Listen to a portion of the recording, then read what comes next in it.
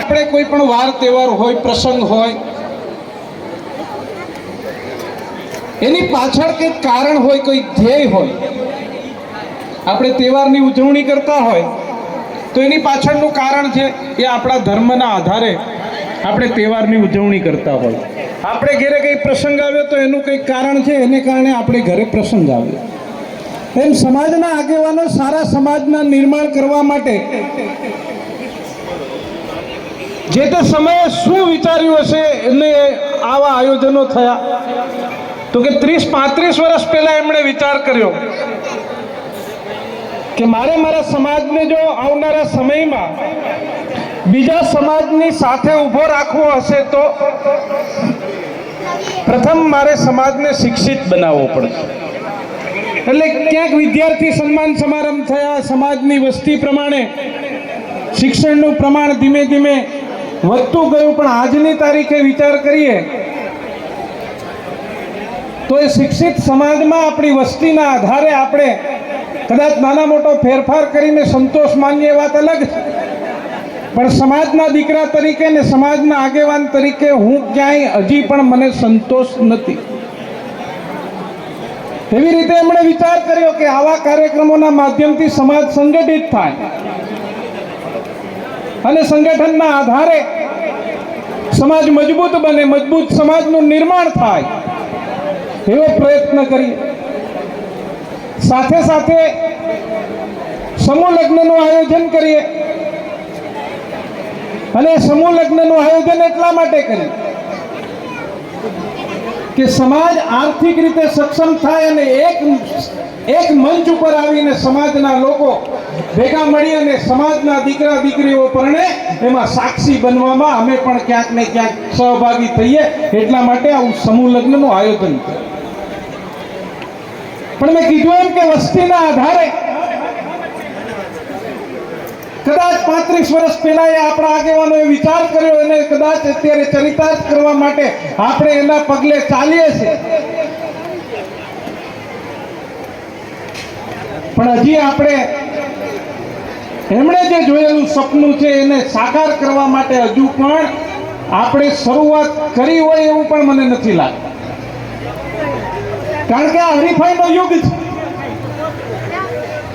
સમાજના વડીલો, દીકરા દીકરો, મા બાપ એને સપના જોયા હોય પોતાના દીકરા દીકરી માટે. એને સારું શિક્ષણ આપવું, સારું જીવન ધોરણ આપવું, એના સારી રીતે લગ્ન કરવા, ઘરે લગ્ન કરવા, કઈ ન હોય તો પણ ડીજે મંગાવવું. આ બધી સપનાઓ છે માતા પિતાના. અને એના કારણે પૈસા ઉછીના લઈને પણ ઘરે લગ્ન કરી અને એક મીઠાઈ ઓછી બને તો હાલશે પણ ડીજે તો જોશે. આવી પરિસ્થિતિમાં લગ્ન થતા હોય પણ જ્યારે મારા સમાજના સમૂહ લગ્ન હોય એમાં આગેવાનો પ્રયત્ન કરતા હોય અને સમાજના લોકો ના જોડાય તો આ યજ્ઞ અધૂરો રહેશે. હું તમને એમ કહું કે 22 વર્ષ થયા ને 20 માંડવા છે, 22 તો કરવા થાય એમ.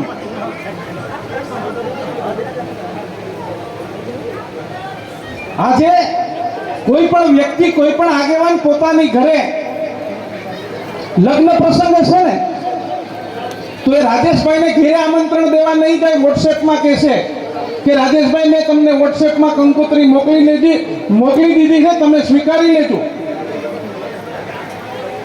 અમારે ત્યાં પહોંચી શકાય એવું નથી, અમારે ઘરે લગ્ન છે એટલે તમે વોટ્સએપથી, સોશિયલ મીડિયાના માધ્યમથી, ટેકનોલોજીના માધ્યમથી તમે આ સ્વીકાર કરજો, અમારું આમંત્રણને પધારી જજો. પણ જ્યારે સમાજના દીકરા દીકરીઓ પડશે ને ત્યારે સમાજના તમામ આગેવાનો ઘરે આવીને અમને આમંત્રણ આપશે કે સમાજના સમૂહ લગ્ન છે, તમારે આવવું જ પડશે. એ પોતાના દીકરાને પરણાવશે ત્યારે સોશિયલ મીડિયાના માધ્યમથી કંકોત્રી મોકલાવે. પણ જ્યારે સમાજના સમૂહ લગ્ન હશે ત્યારે અહીંયાથી છેક ચોરવાડ સુધી લંબાય અને બધા આગેવાનોને ઘરે ઘરે રૂબરૂ મળી અને એને આમંત્રણ આપતા હોય. શા માટે? તો એને એમ થાય કે મારા સમાજના જે અમે સમૂહ લગ્ન કરીએ છીએ, સમાજને આર્થિક કઈ રીતે ફાયદો થાય, સમાજ સંગઠિત કેમ થાય, સમાજ શિક્ષિત કેમ બને, એ ચિંતાના આધારે સમાજના લોકો એને રૂબરૂ આમંત્રણ દેવાતા. હું કદાચ આજ કહી શકત કે ભાઈ મને 3 લગ્ન 5 લગ્ન છે એટલે મારે ત્યાં નહીં પહોંચી શકાય, તો એ દુઃખ ના કરત. હું વચ્ચે આવ્યો પણ નથી, એવું નથી. પણ અમારી સમયની અનુકૂળતા અમે બને ત્યાં સુધી એટલા માટે કરતા હોય કે સમાજનો આ યજ્ઞ છે, અમે સમાજના આગેવાન છે, અમે સમાજના દીકરા છે, એટલે અમારી પણ જવાની ફરજ છે. એટલા માટે અમે સમય ગમે તેમ કરીને અહીંયા આવતા હોય. અને એટલા માટે હમણાં હું પાલડી હતો, હું ત્યાં કહીને આવ્યો છું. ત્યાં પાલડીમાં 2 વર્ષથી સમાજના આગેવાનોએ લગ્નની શરૂઆત કરી. 2 વર્ષથી એમણે શરૂઆત કરી એટલે ત્યાં એમની એવી પદ્ધતિ રાખી કે લગ્ન ઘરે થાય ને જમણવાર એક જગ્યાએ. એટલે મને ત્યાં બોલવા ઊભો કર્યો એટલે મેં સમાજના આગેવાનોને કીધું કે તમારી શરૂઆત તમે કરી છે, તમને હું અભિનંદન આપું. પણ અહીંયા સામે બેઠેલો મારો સમાજ છે અને મારી વિનંતી કહો તો વિનંતી અને મારો આગ્રહ કહો તો આગ્રહ કે અહીંયા ભોજન માટે થઈને આપણે 22,000 જેટલા લોકો ભેગા થયા. તો એ દીકરા દીકરીને આપણે ઘરે પરણાવીએ છીએ, તો આ એક મંડપની વચ્ચે અહીંયા જો પરણતા હોત તો અહીંયાનું વાતાવરણ કેવું હોત કે 22 દીકરીના લગ્નમાં સાક્ષી તરીકે આપણો એક આગેવાન ને આપણા સમાજના સંતો હોય એ એના સાક્ષી બને. હવે 22 ન્યા 30 લગ્ન હતા, હવે 30 ઘરે કોઈ આગેવાન જવાનો છે, એના સાક્ષી બનવાના ખરા. એ આગેવાનોએ નિર્ણય કર્યો કે આવતી વખતે જેટલા પણ તૈયાર થશે અમે આ મંડપમાં આવતી વખતે લગ્ન કરશું. લગ્નની તારીખ પણ એને જાહેરાત કરી દીધી ને મને અત્યારથી આમંત્રણ બુક કરી લીધું.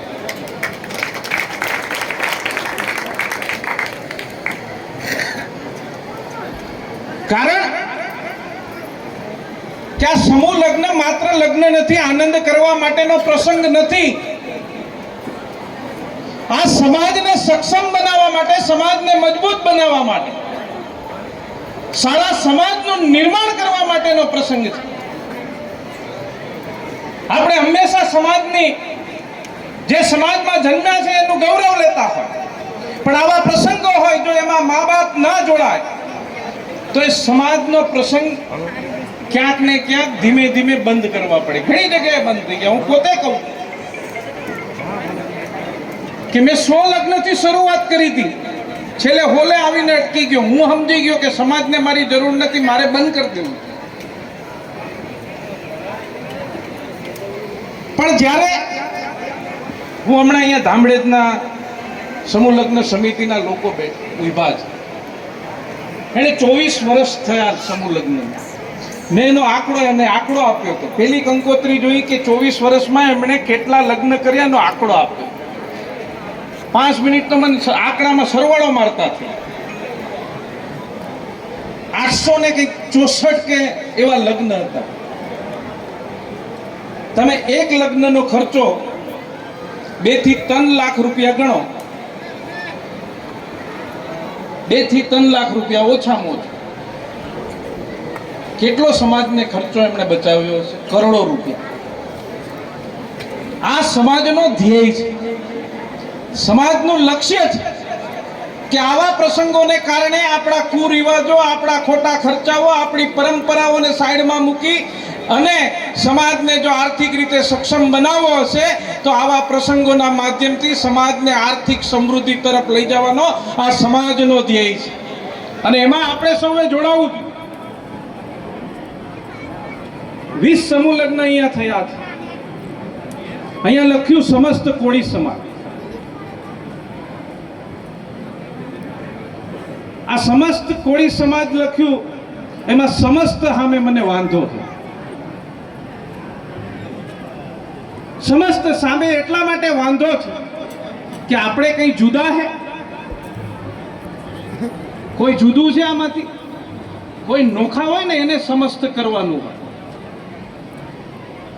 આપણે તો માત્ર ને માત્ર કોળી છીએ ને કોળી સમાજના સમૂહ લગ્ન લખવાના.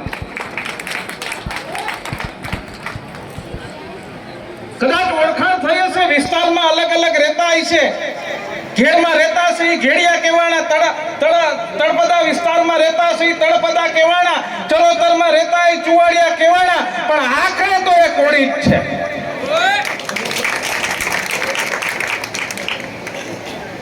એટલે સમસ્ત કોળી સમાજની જગ્યાએ આવનારા સમયમાં સમાજ કોળી સમાજ છે એવો ઉપયોગ કરે એવી પણ હું સમાજના આગેવાનોને વિનંતી કરું. આપણી વચ્ચે સમાજના આગેવાનો ઉપસ્થિત થયા, એમનું વેલણ કોળી સમાજ વતી હું હાર્દિક સ્વાગત કરું.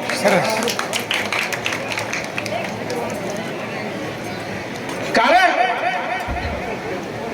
કે સમાજને સંગઠિત કરવા સમાજની વસ્તી એવડી છે કે એમની શક્તિનો કોઈને પરિચય કરાવવાની જરૂર નથી. 2 મિનિટ સમય લઈશ, હવે પછી મને તમે વધારે પાછો સહન નહીં કરી શકો.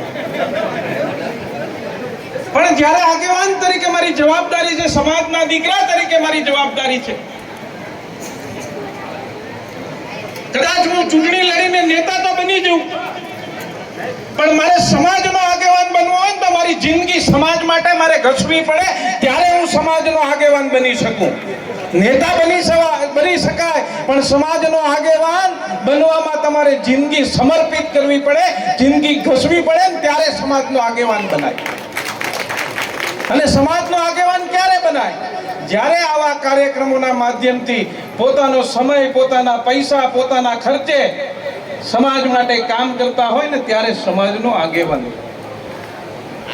હું કાલે વડાલ કોળી સમાજે લગ્ન કર્યા. વડાલ કોળી સમાજમાં 13 દીકરીઓના લગ્ન હતા. એને મને પણ એનો ઋણી કર્યો, મને ભાવુક કર્યો.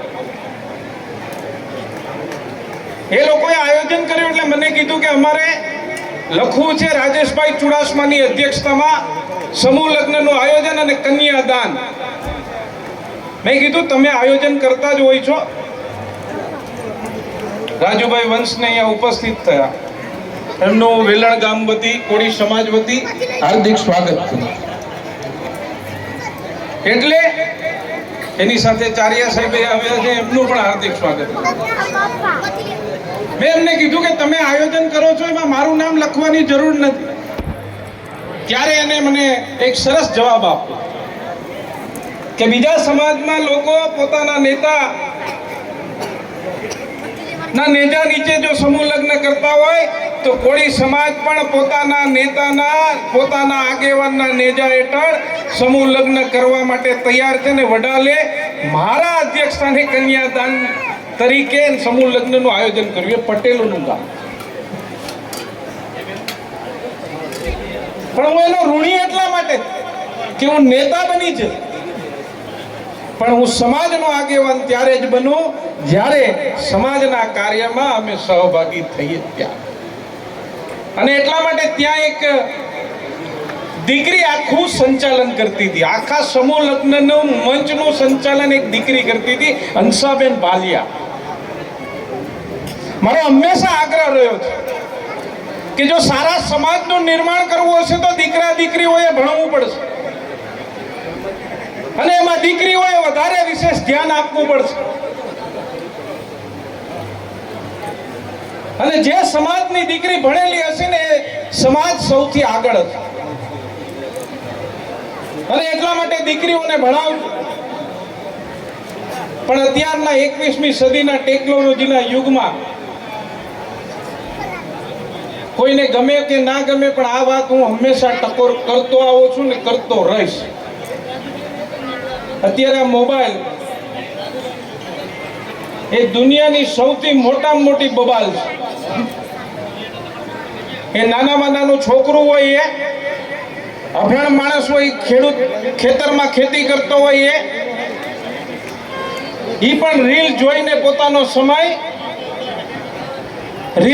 પોતાનો સમય પસાર કરતા હોય.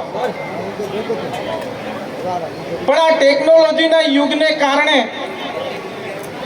છેલ્લા ઘણા સમયથી મારા ધ્યાનમાં એક વાત આવી છે, કારણ કે જાહેર જીવનમાં છું. સાંસદ તરીકે 3 વખત તમે મને ચૂંટીને મોકલ્યો, એટલે એવા પ્રશ્નો આવતા હોય કે ઘણા દીકરા દીકરીઓ, આ કોળી સમાજ પૂરતો પ્રશ્ન નથી, સમગ્ર સમાજમાં આ પ્રશ્ન છે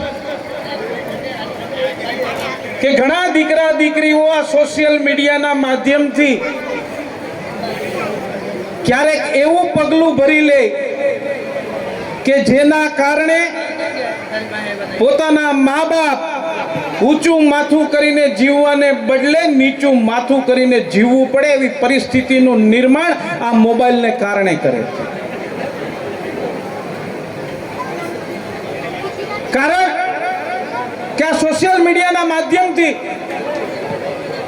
એ દીકરા દીકરીઓ ક્યાંક કોઈના કોઈ સંપર્કમાં જતા હોય અને ત્યારબાદ એવી પરિસ્થિતિનું નિર્માણ થાય કે માતા પિતાની સહમતિ વગર એ ઘરેથી નીકળી જાય અને માતા પિતાને કાયમી માટે ઊંધું ગાલીને જીવવાનો પ્રસંગ બનતો હોય.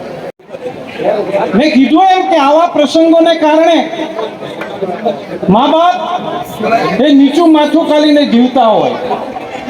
મારે દીકરા દીકરીઓને તમારા ભાઈ તરીકે, તમારા દીકરા તરીકે એક વિનંતી કરવી છે કે જે માતા પિતા તમારા માટે થઈ અને ભૂખ્યા રહીને પણ તમને 3 પેક જમવાનું આપવાનું કામ એ માતા પિતા કરે છે. કદાચ એ નોકિયાનો સાદો ફોન વાપરશે, પણ તમારા દીકરા દીકરીને, એના દીકરા દીકરીને બીજાના દીકરા દીકરી જેમ લેટેસ્ટ સ્માર્ટફોન, સેમસંગ કહે તો સેમસંગ ને બીજો કહે તો બીજો પણ આપી દઈએ. પોતાને મજૂરી કરવા માટે બીજા ગામ જવું હશે તો છકડામાં જશે, પણ પોતાના દીકરા દીકરીને સ્કૂટી કે સ્પ્લેન્ડર કે જે વ્યવસ્થા હોય એ લઈ દે, લોન લઈને પણ એને ભણવા માટે આપતા હોય. આટલું જે મા બાપ તમારા માટે કરે છે, તમારી જિંદગી, તમારા સપના પૂરા કરવા માટે એ એટલી મહેનત કરે છે, તમારી તમામ માંગણીઓ એ મા બાપ પૂરી કરે છે, અને તેમ છતાં એ મા બાપ પોતાના સપના સાઈડમાં મૂકીને તમારા સપના પૂરા કરતા હોય, એ મા બાપનું માથું આવા પ્રસંગોને કારણે નીચું ગાલવા ટાઈમે આપણે જરાય વિચાર નથી કરતા. અને હું ચોક્કસપણે કહું છું કે આપણે દીકરા દીકરીઓએ આપણા મા બાપનું માથું ઊંચું કરી ન શકતા હોય તો કંઈ નહીં, પણ એનો માથું નીચું કરવાનો અધિકાર તમને ક્યારેય ના હોય શકે. વિનંતી છે મારી કે આવા બનાવોથી દૂર રહી અને મોબાઈલની ટેકનોલોજીનો ઉપયોગ આપણે થતો હોય એટલો જ કરવો જોઈએ, આપણે જરૂરિયાત પ્રમાણે જ કરવો જોઈએ. આ તો હવે ઓલો સ્નેપચેટ ને એવી કેટલી એપ્લિકેશન એવી આવે, મારો કલર કાળો હોય તોય ફૂલ ધોળો દેખાવ. ઘણી વખત એમ વિચાર થાય કે આ માણસ આટલો કાળો છે ને આમાં ધોળો કેમ દેખાય? હવે એ ફોટા ઉપર આખી જિંદગીનો નિર્ણય કરી લે. તમે વિચાર તો કરો. મારી પાસે એક બનાવ છે, સમાજની વાત નહીં કરું, પણ ખૂબ સુખી પરિવાર હતો. હું કહું છું એટલા માટે કે ચિંતા છે, આ દરેક સમાજની ચિંતા છે, માત્ર કોળી સમાજની નહીં. એ લોકો 2-3 દિવસ એની દીકરી આ બાજુ ક્યાંક આવી ગઈ, કોઈની સાથે લગ્ન કરી લીધા. 3-4 દિવસ એમણે પ્રયત્ન કર્યો. ખૂબ સુખી પરિવાર હતો, એમણે એની રીતે મહેનત કરી, એ દીકરી સુધી પહોંચી પણ ગયા, પણ દીકરીને મળી ન શકાયો. એટલે એમણે કોઈએ કીધું કે ભાઈ તમે રાજેશભાઈને કહો, એ તમને મદદ કરશે. અને દીકરી, મને ખબર પડી કે આ પરિવારમાં આવી છે, એટલે મેં પરિવારને બોલાવ્યો, છોકરાને બોલાવ્યો. છોકરો સમજી ગયો. દીકરીને બોલાવી, દીકરી સમજે જ નહીં. દીકરીને મેં ઘણો પ્રયત્ન કર્યો કે બેટા તારી ત્યાં સુખ સંપન્ન છે, તું અહીંયા શા માટે? એ દીકરી એકની બે ન થઈ અને દીકરી માની નહીં. મા બાપને મેં કીધું કે હવે દીકરી માને એમ નથી, તમે છોડી દો. બિચારા ઊંધું ગાલી અને ત્યાંથી નીકળી ગયા. 3 થી 4 મહિના પછી એ દીકરીનું છૂટું થયું. મેં પૂછ્યું કે આ બેટા તમે ક્યાં કઈ રીતે સંપર્કમાં આવ્યા? તો કે આ સોશિયલ મીડિયાના માધ્યમથી. અમે બે ક્યારેય મળ્યા નથી, અમે માત્ર ને માત્ર ફોનમાં ને વોટ્સએપમાં ને વાત જ કરી, અને વાત કરવાના આધારે અમે બેએ નક્કી કર્યું કે આપણે ભાગી જવું. ભાગીને લગ્ન કરી લીધા ને છૂટું થઈ ગયું. આવી પરિસ્થિતિનું નિર્માણ થાય. હું અહીંયા માતા પિતાઓને એક વાત કહું છું, અને યાદ રાખજો, દરેકે પોતાના જીવનમાં, હું મારા ઘરે ચેક કરું છું એટલે હું તમને સલાહ આપું છું. અમે બેઠા હોય અને મારા દીકરાનો ફોન આવે અને મારો દીકરો ક્યાંક ગયો જાય ને અમારી પાસેથી, એટલે હું સમજી જાઉં કે આ મને નથી ગમતી એવી વાત ફોનમાં કરવા જાય છે. એટલે હું વાહે લગીની જાઉં અને ચેક કરું. એમ માતા પિતાએ બધાએ આપણે ઘરમાં બેઠા હોય, દીકરો હોય કે દીકરી હોય, એ ફોન આવે અને રિંગ વાગે ને જો બહાર ભાગી જાય એટલે સમજી લેવું કે આ કંટ્રોલની બહાર વાત જાય છે. આ એની હિન્ટ છે. કારણ કે જે દીકરો કે દીકરી મા બાપની સામે જો એ વાત ના કરે તો એ વાતમાં કંઈક ફેર છે. એટલા માટે મા બાપને મારી વિનંતી છે કે આવું તમે ચેક કરતા રહેજો ને ચેક કરજો. એમાં કઈ કોઈ ક્યાંય નહીં વહી જાય, પણ ચેક નહીં કરો તો 100% ભાગી જાય, એ પણ ફાઇનલ. એટલે મારી વિનંતી છે, આજે અહીંયા 22મો સમૂહ લગ્ન છે. તમને મારાથી કંટાળો આવ્યો હશે પણ હું ક્ષમા માંગુ, પણ મારી એક આદત છે કે સમાજના દીકરા તરીકે મને સમાજનો આગેવાન બનાવ્યો, સમાજનો નેતા બનાવ્યો, તો મારી પાસે હોય એ તમને દેવું જોઈએ. એટલા માટે તમને એટલી કઠોર શબ્દ પણ કીધા. પણ આજે 20 દીકરા દીકરીઓ અહીંયા પ્રભુતામાં પોતાના દીકરા દીકરી માટે જોયેલું હતું સપનું કે મારા દીકરાના લગ્ન આ કરી, આવી રીતે કરીશ, ડીજે બોલાવી, ફલાણાને બોલાવી, ઢીકણાને બોલાવી, એવું કરીશ. પણ એ બધું સાઈડમાં મૂકીને અહીં સમાજના સમૂહ લગ્નમાં જોડાયા અને વીએવી એક જ ડીજેમાં આવ્યા. એટલા માટે એના માતા પિતાને હું ખૂબ ખૂબ અભિનંદન કરું. અને આવતી વખતે